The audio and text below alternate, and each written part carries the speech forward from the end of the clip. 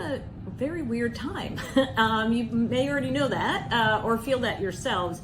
But politically, we've been watching a midterm election that feels like it was going really one direction, or overwhelmingly in one direction earlier this year. And while I still think that Republicans have more of the wind at their back than Democrats, that wind is just not quite as strong as it was, say, at the beginning of 2022, or maybe even more so at the beginning of this summer. The president's numbers have improved since the summer, his summer swoon.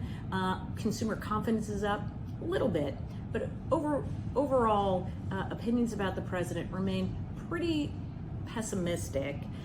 The question now, especially when it comes to control of the Senate, comes down to individual candidates and their individual campaigns, and where in these last 50 days the candidates are going to be able to keep the focus. And then, of course, what's going to happen in the world that will change the media focus, or maybe keep it consistent on one or two topics.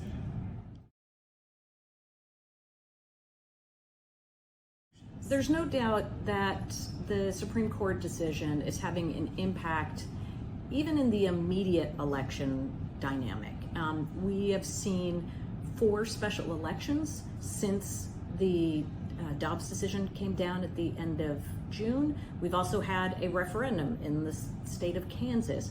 In all of those cases, what we're seeing is that the Democratic turnout is significant, and Democrats are doing better across the board in those districts than Joe Biden did in 2020.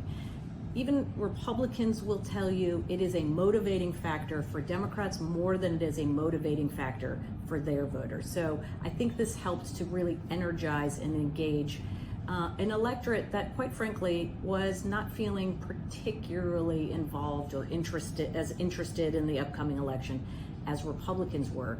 There's also, it's also pretty clear what we're going to hear from Democrats on the campaign trail. We're seeing it in campaign ads as well, is the issue of the prescription drug costs.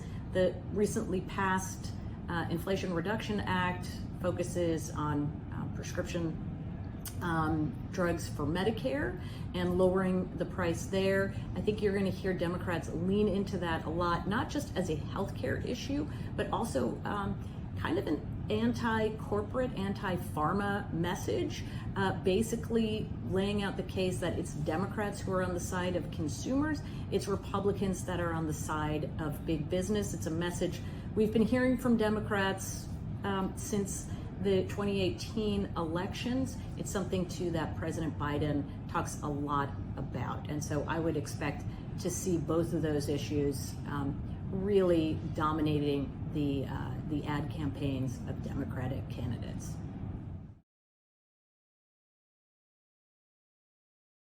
Yes, so I started off by saying it's a little complicated, and as I said, I think earlier this year that we were projecting that Republicans not only would win control of the House, but probably have 20 to 30 seat pickup.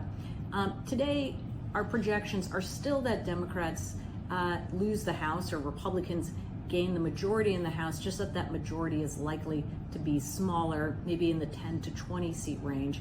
The Senate is a pure toss-up, and it's really going to come down to just a handful of states like Nevada, Pennsylvania, Georgia. The good news for Republicans, all they need to do is net 1 seat. That's it, 1 seat, and they get the majority.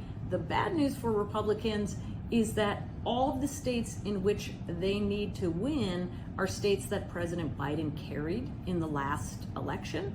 And in many cases, the Democratic candidate has been spending much more money, has raised more money than the Republican candidate.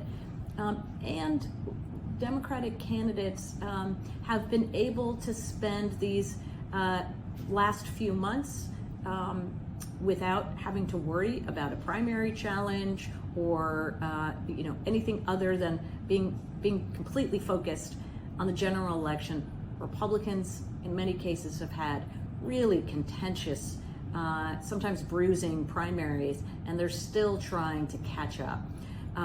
But look, the fun thing about politics is that, yes, the environment is super important. How people feel about the president is very important. How people feel about the economy, about healthcare, very important. But the individual candidates matter too.